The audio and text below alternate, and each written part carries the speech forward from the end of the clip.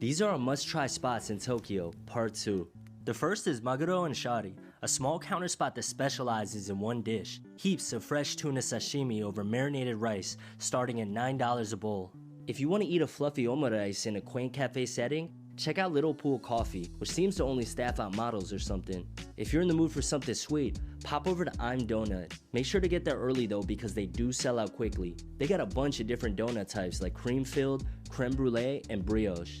Next up is Katsudan Yazuicho, another spot that specializes in serving only one dish. They got the best katsudan here, which goes down great with the icy beer. For a hidden gem, check out Dagashiya, a cozy cafe tucked in an old house that serves a small menu of set lunches like tuna, tempura, and gyoza.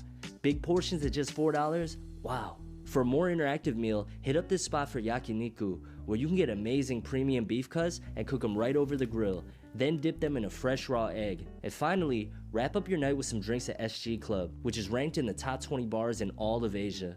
One of their menus has cocktails that captures the essence of culinary flavors, such as the cold soba noodle Negroni. Let's go.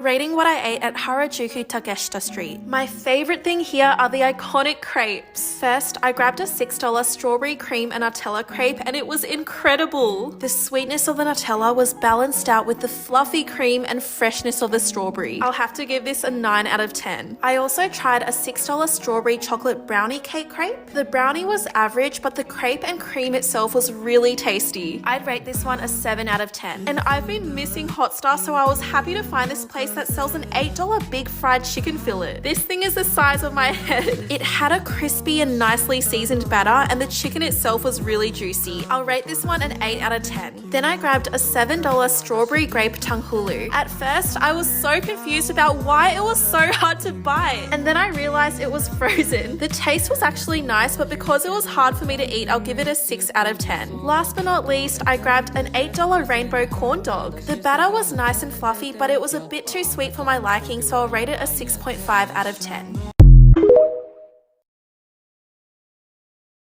If you're visiting Asakusa for the Sensoji Temple, here are a couple TikTok viral spots you need to try in the area. Number 1, and the one you should visit the earliest, Asakusa Unana. Get here early to beat the line and enjoy one of their perfectly smoked eel onigiris. Number 2, Kagetsudo for their giant melon pans. The bread is baked fresh and it smelled amazing. They've been open since 1945 and we had to get an original as well as one with ice cream inside. Of course, you have to walk through the rows and rows of shops at the temple, and here you can get all of the different treats including yuzu products and this 365-day hand cream, which is the perfect souvenir. Number 3, the hotly contested Chacha Futatsume. I wanted to see why people loved or hated this, and I like this a lot. I do like Mont Blanc dessert, which is probably why, but imagine that with matcha. Last but not least, if you didn't make a reservation to the Hat Coffee Cafe, you can visit their latte art stand to pick up a 3D coffee or drink. You can get a kawaii pet or a drawing of your pet as long as the face is flat, and this was so cute. All of these spots are within walking distance, so if you're in the area, be sure to check them out. Tokyo just might be the best food city in the world, but you don't have to eat at expensive Michelin-starred restaurants to eat really, really well. Here are our top 6 favorite cheap eats we found across town. Number 1 is Funji, which is known for its deeply rich broth in both its ramen and its dipping noodles, and be prepared for a wait. 2 is visiting this standing sushi bar, which might not look like a lot from the outside, but it's the best sushi we had in Tokyo. 3 is getting some buttery and rich udon noodles at Udon Shin. That might just change your life. 4, you have to try some yakitori when you're in town, and Meatman has some delicious skewers to try. 5, tucked away in this alley in Tsukiji Market is a little stand that's serving up some melt-in-your-mouth wagyu nigiri. And 6, Ichiran Ramen might be a chain, but it lives up to the hype with this delicious tonkatsu ramen. And for more foodie travel tips like these, give me a follow. Here is everything I ate in a day in Tokyo. First, we went to the standing sushi bar. You directly tell the chef what you like, or in my case, you just point to the pictures and they make it for you. The sushi is so sweet and fresh. Even my friend who doesn't like raw fish loves it. And then we waited 3 hours for this udon place, which nothing is worth a 3-hour wait, okay? The food was great, but it would have been better if we didn't have to wait that long. I recommend going to these restaurants an hour before they open because we got there at opening time and it was already such a long line. For dinner, we went to this all-you-can-eat Japanese barbecue place, which was $64 per person, which was so worth it for how much we ate. And girl, we ate a lot. Like, my pants were unbuttoned by the end of this dinner. Food in Japan is just next level. I'm in a food coma now. Bye! This is our full list of must-try spots in Tokyo. Start your day with the freshest seafood at Tsukiji Outer Market. They got uni bowls, sashimi, and any number of seafood you can think of. It's best to get here early though, before the rush.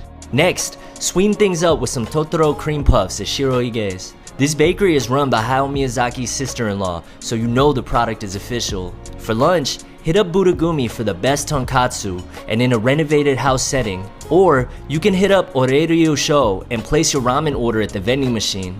You can also queue up early at local favorite Udon Maruka for some udon classics. For dinner, book an omakase seating at Sushi Panchi.